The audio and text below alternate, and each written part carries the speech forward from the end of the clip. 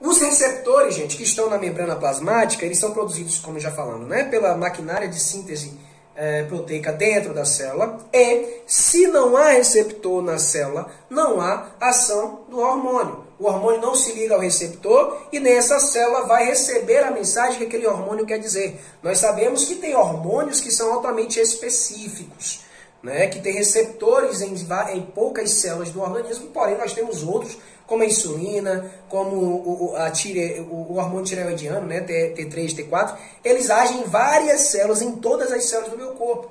Né, mas tem hormônios que agem de forma específica em poucas células, em poucos tipos de células. Tá? Esses receptores são responsáveis por se ligar a esse hormônio e gerar essa resposta que nós vamos ver mais adiante. Mas antes disso, nós vamos ter os hormônios proteicos, peptídicos, as catecolaminas, né, a noradrenalina e a adrenalina, se ligando a receptores na membrana plasmática.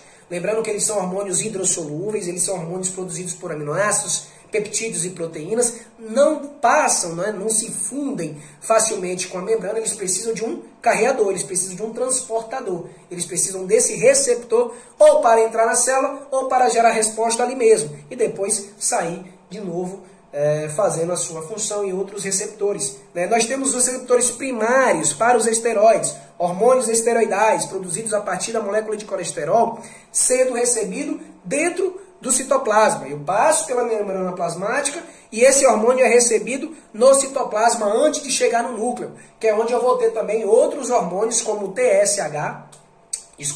como o hormônio tireoidiano, T3 e T4, agindo na membrana nuclear diretamente. Né? Eles são transportados para dentro da membrana plasmática, né? Entram na célula, passam pelo citoplasma e se ligam diretamente no núcleo, ao contrário dos outros hormônios hidrofílicos, né, hidrossolúveis, que vão se ligar prioritariamente em membranas, em receptores na membrana plasmática, beleza? Gente, vários fatores interferem na produção desses receptores, né? Aqueles fatores que diminuem a produção desses receptores são vários, como inativação de algumas moléculas do receptor. A gente sabe que os receptores são formados de cadeias, né? Transmembranas, elas têm as cadeias internas, as cadeias externas, tem estruturas proteicas como todas as outras, como todos os outros receptores, e eu posso ter inativação. Por exemplo, quando eu falo de inativação, eu tenho lá receptor de insulina. O normal desse receptor de insulina é se ligar à insulina,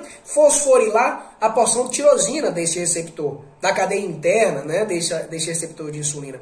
O que é que eu tenho numa inativação de molécula? Quando um ácido graxo, quando o excesso de triglicerídeo na circulação impede essa ativação desse receptor, porque se ligou a essa estrutura e fosforilou o quê? A porção serina.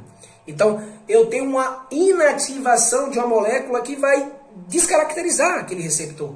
Né? Não é mais o mesmo receptor, não vai reconhecer aquela insulina que está lá na circulação. Ele vai reconhecer uma outra estrutura. Tá? Eu também tenho a inativação de parte de molécula de sinalização. Essas moléculas de sinalização são moléculas intracelulares que sinalizam, né, segundo os mensageiros, que sinalizam para estruturas de síntese proteica do meu corpo. Eu também posso ter essa estrutura inativada e, consequentemente, perdendo a sua função.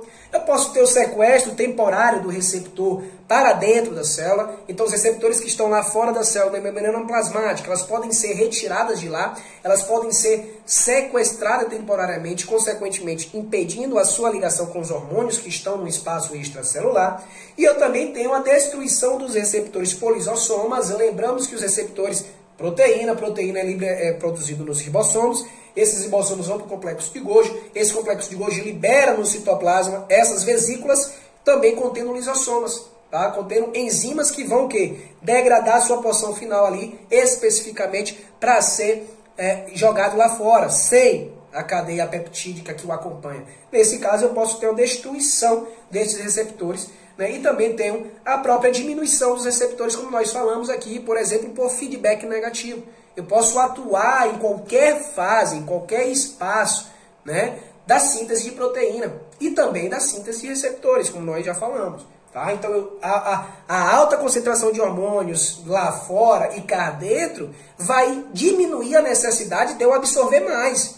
de eu internalizar mais hormônio. Então, automaticamente, eu vou avisar para o meu maquinário, olha, não precisa mais produzir, estamos cheios, temos muito metabólito aqui dentro, se eu colocar mais, eu não vou suportar. Beleza? E eu também tenho uma regulação para cima, up regulation, quando eu vou estimular a secreção e expressão desses receptores. Por exemplo, quando o hormônio se liga ao receptor, né, a síntese desse receptor, e induz a sua produção. Então o hormônio vai lá dentro, no núcleo, né, se liga à membrana nuclear e manda ele estimular, ele produzir mais receptores. Né? O GH, por exemplo, ele vai estimular a produção de síntese, né, a síntese de receptores para aumentar a sua internalização em momentos específicos, principalmente adolescência, né, em grande fase de crescimento linear, e mitose celular, crescimento de tecido ósseo, tecido muscular, enfim, vai ativar, vai induzir a expressão desses receptores. E também eu vou ativar as moléculas de sinalização intracelular. Do outro lado, eu inativo, e quando eu preciso aumentar, eu vou ativar essas moléculas de sinalização, avisando, olha, vamos lá, ribossomo, aliás, núcleo, né, antes, produz aí a fita de RNA para o receptor tal, porque eu estou precisando, eu quero, e preciso internalizar esses hormônios aqui pra gente, tá? Esses receptores, gente, que nós estamos falando, são vários tipos, né? Nós temos 6 principais tipos de receptores na membrana plasmática para se ligar aos hormônios e gerar suas respostas. Nós temos, em primeiro aqui, né, um dos principais receptores, complexo de hormônio receptor, que é o receptor associado à proteína G, né? Nós temos o receptor tirosina-quinase, nós temos o receptor guanilil-ciclase, nós temos o canal iônico com portão, né, os canais, principalmente canal de potássio, canal de cálcio, canal de sódio, que controla o potencial de membrana, né, o processo de despolarização, de repolarização das membranas. Nós temos também os receptores de adesão, tá, que se liga à matriz extracelular, e nós temos também os receptores nucleares presentes, obviamente, dentro deste núcleo, beleza?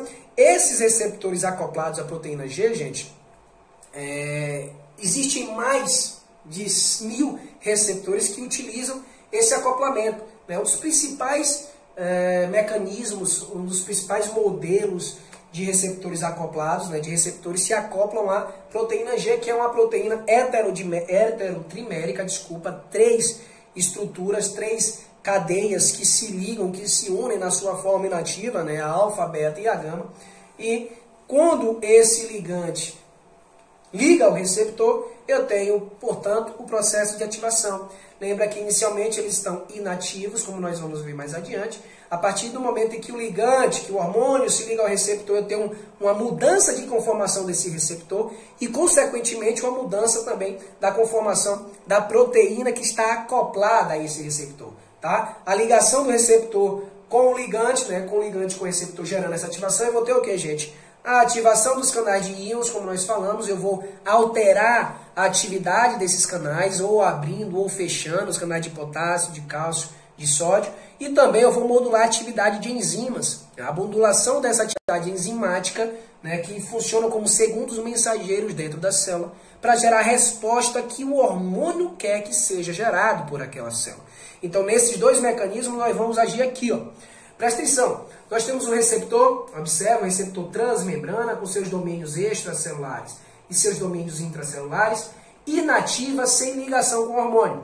A partir do momento que eu tenho a ligação do hormônio com o receptor, eu tenho uma ativação deste receptor. A ativação desse receptor vai fazer com que eu ative também e se ligue à proteína G, que nesse momento está ativa, né? Ela é agora um trifosfato de guanosina. Inativa, ela é uma difosfato de guanosina, tá, gente? Ativou a proteína, ativou o receptor, eu ativo essa proteína que agora vai se desmembrar, né, a sua porção alfa, a sua cadeia alfa da cadeia beta e gama. Esse desmembramento da cadeia alfa permite o que, gente? Que eu ative a proteína-alvo, ou uma enzima, como nós falamos, ou uma proteína, né, responsável por permitir a passagem de íons, de cálcio, de fosfato, né, de potássio. Então, essa GTP, essa proteína G ativa, ela vai se ligar, por exemplo, a essa enzima, que vai, nesse caso aqui, por exemplo, nós temos a adenililciclase, nós temos a fosfolipase C, lembra da fosfolipase? Quando nós falamos da produção de eicosanoides pelas células, né, na produção de prostaglandina, de tromboxanos, de leucotrienos, nós temos a ativação dessa proteína G, tá? A partir da ativação do receptor, que se liga a essas enzimas para desempenhar suas funções. No caso da fosfolipase C, por exemplo, nós vamos ter o quê? A retirada de ácido araquidônico da membrana plasmática. Esse ácido araquidônico obtido da alimentação, tá? Rico em ácido graxo de ômega 6, vai estar na membrana. Eu tenho a ativação dessa fosfolipase C2 a partir da proteína G, tá? Que libera o ácido araquidônico da membrana para ser sinalizada para a síntese de eicosanoides, prostaglandinas e tromboxanos da série par.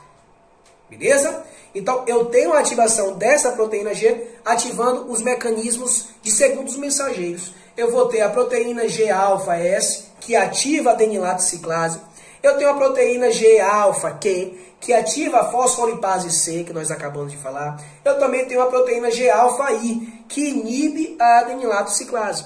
Então, eu tenho proteínas que vai ativar, né? E eu tenho também a proteína que vai inibir. Isso a depender da necessidade da célula, daquele hormônio, daquela concentração do que é produzido a partir daquele hormônio. Enfim, no controle bem fino de substratos e metabólitos dentro da célula, tá? Então nós temos aqui, por exemplo, quais hormônios se acoplam a esse tipo de receptor, né, acoplado à proteína G. Nós temos o TSH, o hormônio tiroidiano, nós temos a vasopressina, ou também chamado de ADH, né, que é importantíssimo para o controle dos níveis de líquido, né, dentro do sangue, né, de pressão sanguínea. Temos a catecolaminas, adrenalinas, noradrenalinas, principalmente agindo aí nos músculos, né, músculo estriado cardíaco, músculo esquelético, músculo liso também, enfim, e utilizam esse tipo de receptor. Beleza? Então, essa é a aula de hoje, gente, falando sobre a ativação desses receptores. A gente precisa falar um pouco rápido por conta do tempo, então volte o vídeo, veja com mais calma como funciona essa ligação, tá? Qualquer coisa fale comigo aqui que eu mando para vocês materiais que a gente utiliza para construir essas nossas videoaulas, para a gente conseguir construir esse conhecimento da melhor forma possível, beleza? Então é isso, um forte abraço, até a nossa próxima aula, valeu!